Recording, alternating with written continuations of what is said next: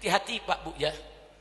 KUHP yang baru ini beberapa pasalnya mengkriminalisasi syariat. Aturan syariat dipidanakan.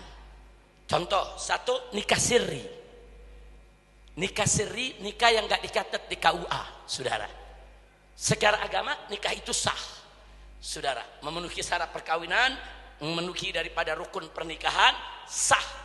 Tapi di dalam KUHP yang baru, saudara, setiap orang, laki perempuan yang tinggal satu rumah, seperti layaknya suami istri, tanpa ada ikatan perkawinan yang sah, maka dipidana penjara. Kita lihat dalam penjelasan, apa maksud perkawinan yang sah? Di penjelasan ditulis, perkawinan yang sah adalah perkawinan yang tercatat di catatan negara, saudara, sesuai undang-undang nomor sekian. Berarti nikah siri berdasarkan pasal tersebut bukan nikah yang sah. Jadi kalau ada orang nikah siri, dia bisa dipenjara. Ini urusannya kalau begini banyak kiai di penjara nih. Nah, orang di Jawa Barat kiai yang nikah siri banyak, dai-dai, ustadz-ustadz yang nikah siri banyak, betul? Saya tanya, bahaya tidak? Bahaya tidak? Nikah siri itu saya tanya, secara agama sah tidak? Sah tidak? Lah kalau sah kenapa dianggap kriminal? Kenapa disebut kejahatan? Kenapa dipidana? Kenapa diancam penjara? Nikah siri yang jelas-jelas sah secara agama itu bagian daripada syariat, dikriminalkan, dianggap kejahatan, diancam penjara. Saya tanya, ini bahaya tidak? Biarkan atau lawan? Oh, lawan. Yang kedua, saudara, nggak sampai di situ. Di dalam undang-undang peraturan, baik dalam undang-undang maupun dalam keputusan pemerintah, saudara, sekarang ada yang baru. Kalau di dalam pilpres atau pileg atau pilkada ada orang yang melakukan, saudara, kampanye identitas, membawa-bawa sara atau mengajak masyarakat untuk memilih pemimpin yang mengajak masyarakat memilih pemimpin yang seagama dan menolak yang tidak seagama, dipidana penjara. Jadi ingat 2017 saya di Jakarta, saya serukan umat Islam, jangan pilih pemimpin kafir. Haram umat Islam memilih pemimpin kafir.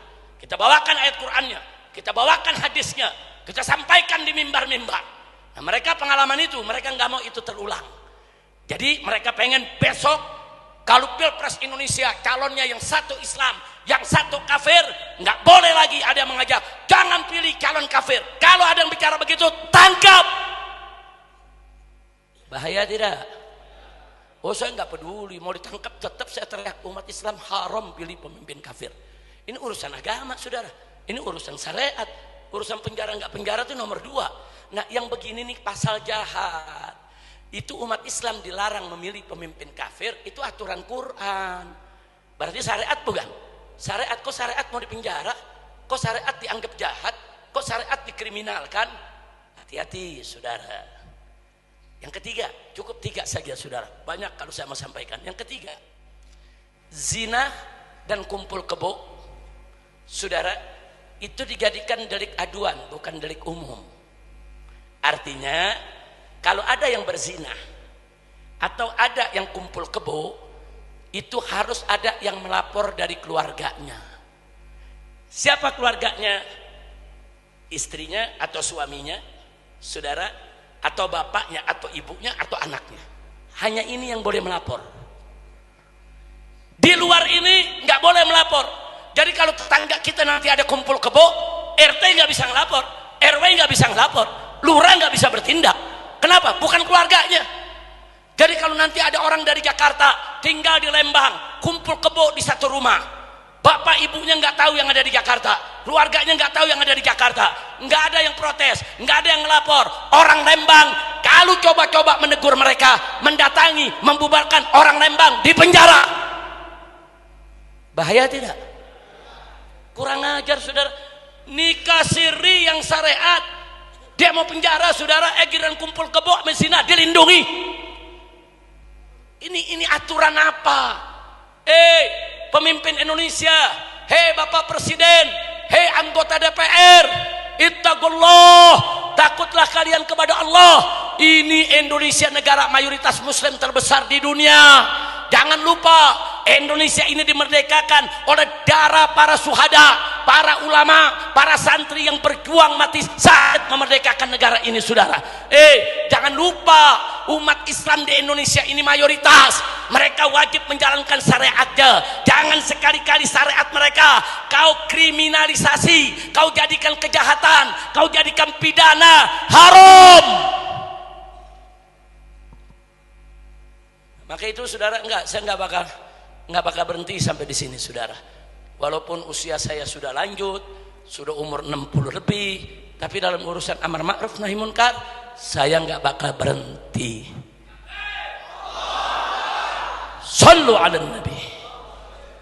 Nggak boleh kita berhenti, saudara.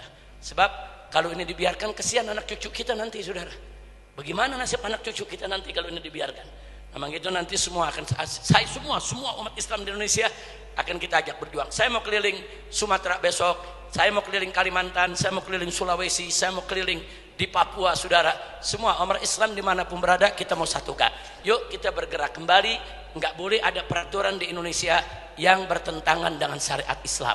Oh, ada pejabat mengatakan, Habib, ini kan Indonesia bukan negara Islam. Kenapa Habib mau ngajak-ngajak orang membentuk NKRI bersyariah? Singkat jawabnya, Pak, Indonesia memang bukan negara Islam, tapi Indonesia juga bukan negara setan. Lihat Pancasila, sila pertama, ketuhanan yang Maha Esa. Artinya negara ini harus menjunjung tinggi hukum Tuhan yang Maha Esa. Siapa Tuhan yang Maha Esa? Siapa Tuhan yang Maha Esa? Jadi artinya apa? Negara ini memang bukan negara agama, ini negara berketuhanan yang Maha Esa. Ini negara tauhid.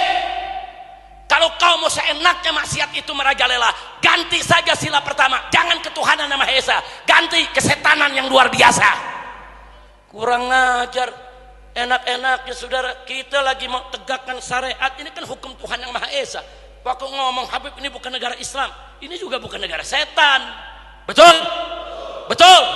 Nah sekarang saya jujur, kita umat Islam, saudara, dasar negara kita ketuhanan yang Maha Esa. Bagus tidak? Bagus tidak? Dukung tidak? Terus ada yang mau ganti jadi kesetanan luar biasa. Setuju tidak? Setuju tidak? Saya tanya, diamkan atau lawan? Diamkan atau lawan? Jangan coba-coba kalian ganti sila pertama ketuhanan yang Maha Esa dengan kesetanan yang luar biasa. Saudara, enggak, sampai mati titik darah terakhir kami tetap akan berjuang bagaimana hukum Allah tegak di bumi Indonesia yang kita cinta, saudara. Takbir, takbir, takbir. Sallu ala nabi.